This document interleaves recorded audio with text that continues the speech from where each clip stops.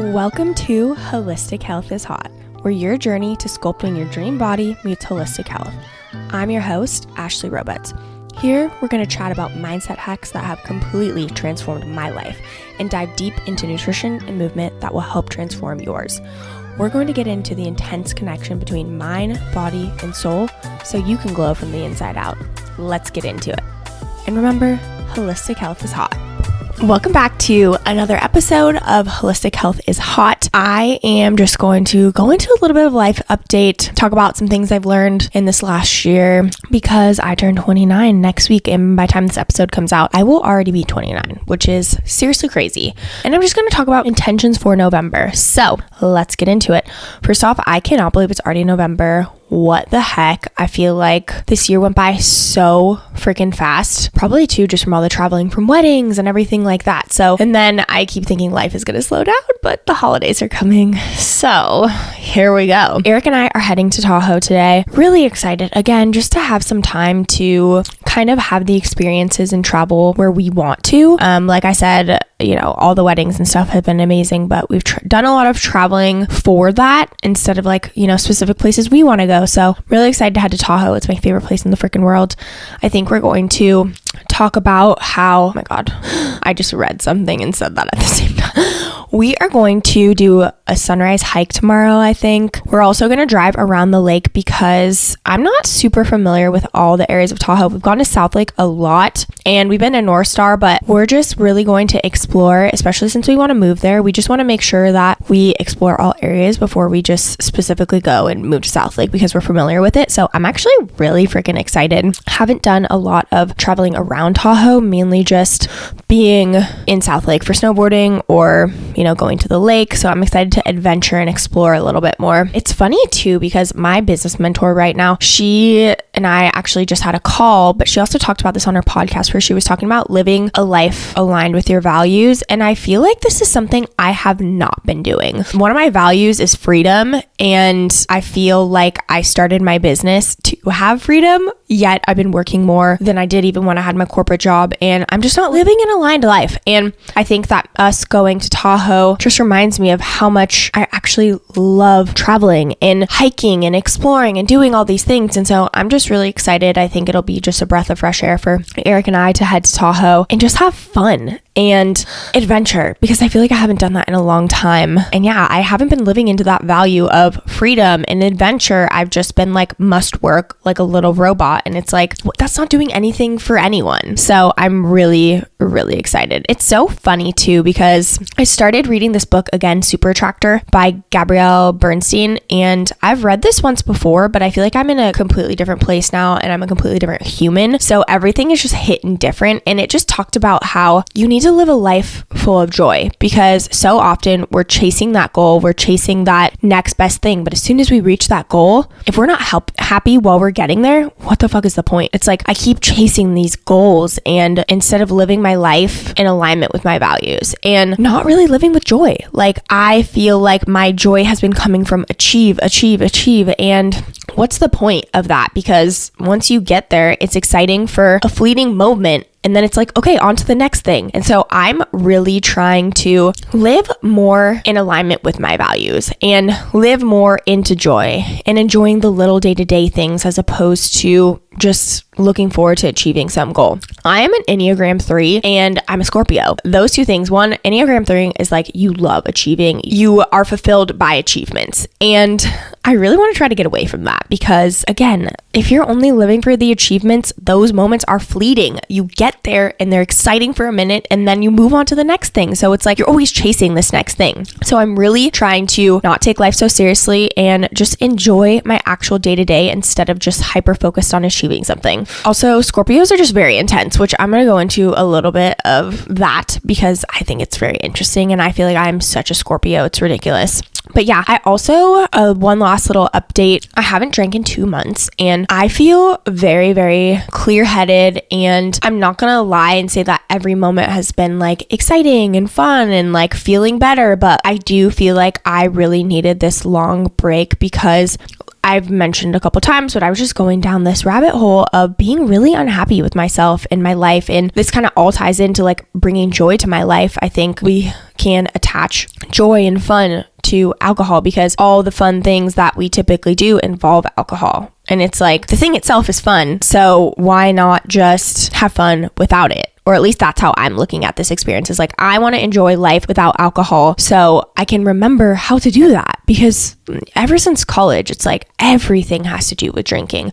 You go to a football game, you go to a basketball game, okay, drinking. It's a birthday celebration, drinking. You snowboard, you drink. Like literally everything and anything has drinking attached to it. And I wanted to attach that and rewire my brain so I don't associate all fun with drinking. I think I've gone through a lot of major hurdles with not drinking, like going to a wedding and not drinking, which I talked about that a little bit more in depth on my last podcast episode. I am just feeling very clear, and honestly, I have so much room for thinking. I didn't even realize how clouded my brain was, and it's not even like I drink all the time. Like it's very like once in a while on the weekends. Like I don't drink during the week really, so it's not like I was drinking all the time, but like the clarity and time I feel like I have with myself and the calmness and peaceful presence I feel is insane. So I'm excited to just continue on this journey and just see how I feel. And I'm proud of myself because it is so easy to be like, okay, like I'm going to do sober September when nothing's going on. But it's like, how do you actually not drink and learn to enjoy the stuff, like going to a wedding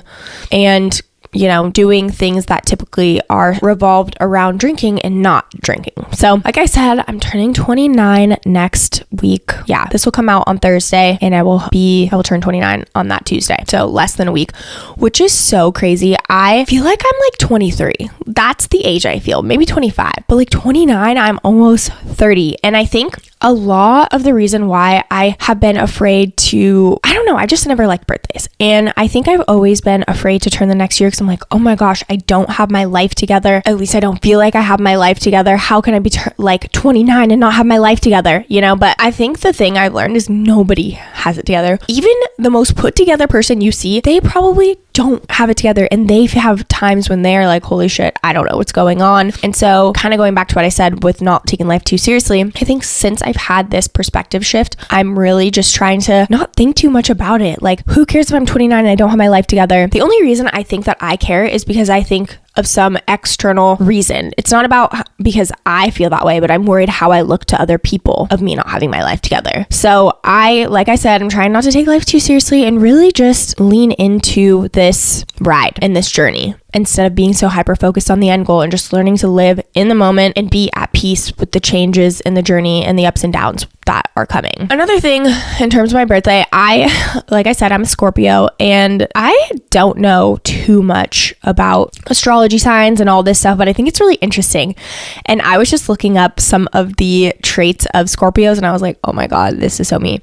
So we're very intense people. And I've been this way my whole entire life. I used to call myself an emotional extremist. Like, I'm just intense. Like, I like to be good at things. I like to be all in with things, kind of like having this all or nothing mindset, which it even says Scorpios are known for their all or nothing approach to life. They feel deeply and passionately about things. They often have a mysterious aura about them, not always revealing everything that they're thinking or feeling. When a Scorpio cares about someone or something, they are incredibly loyal and protective.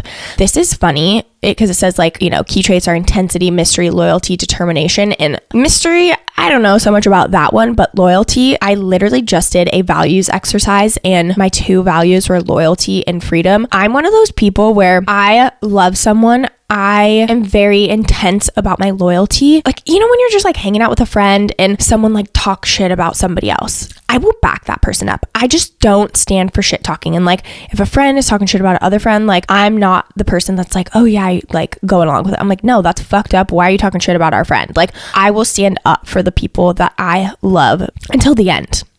So I just thought it was funny because I didn't know that loyalty was one of the values. But yeah, I'm just a very intense person. I go all in on something and I think that's, a blessing and a curse in terms of, starting business. I think that's a great quality to have. But in terms of having fun, sometimes that can be hard. And even with my eating disorder, I was all in on that eating disorder. And that obviously was not a great time in my life, but it helped me learn a lot. So I truly am trying to get away from this intense mindset, but kind of ingrained in me. But I think I've definitely done a good job recently of trying to be balanced and not be so all or nothing. Kind of like go with the flow. I kind of want to talk about birthday traditions just because I think it's cute. So fun fact, I share a birthday with my Uncle Tom, my mom's brother. And it's funny because I was thinking about how when I started dating Eric, his family did a birthday celebration for me. And when I tell you I was freaking out and I couldn't figure out why, I was like, oh my gosh, like I'm so nervous, like, you know, whatever, because I spent a lot of time with his family. It's not like I'm nervous to be around them, but I think it's because I've never celebrated my own birthday. Like I've always shared it with my Uncle Tom. So I think that kind of made me nervous of, oh my gosh, like the focus is all on me. I don't like this. Like I need my Uncle Tom with me. You know what I mean? So I think it's a comfort thing having my Uncle Tom, sharing it with him. So, and I've honestly always kind of been weird about birthdays. I don't like all the attention on me in that way. And while I was kind of like thinking about what I want to talk about on this episode, I was thinking about why I don't like it. And I think it's because sometimes I build up this expectation of what it needs to be. And I don't want to be disappointed in that vision. I was always weird about having birthday parties growing up because I was like, oh my gosh, what if I invite people and no one comes? It's just really interesting thinking about birthday celebrations and turning 29 and it kind of taking life so seriously of like, who cares if I had a birthday party and only a few people came or no one showed up or whatever. It's like, I just have always had this fear of the external world not matching up to what I hope it is or what I want it to be. And I just put so much freaking pressure on myself to like be and look this certain way from the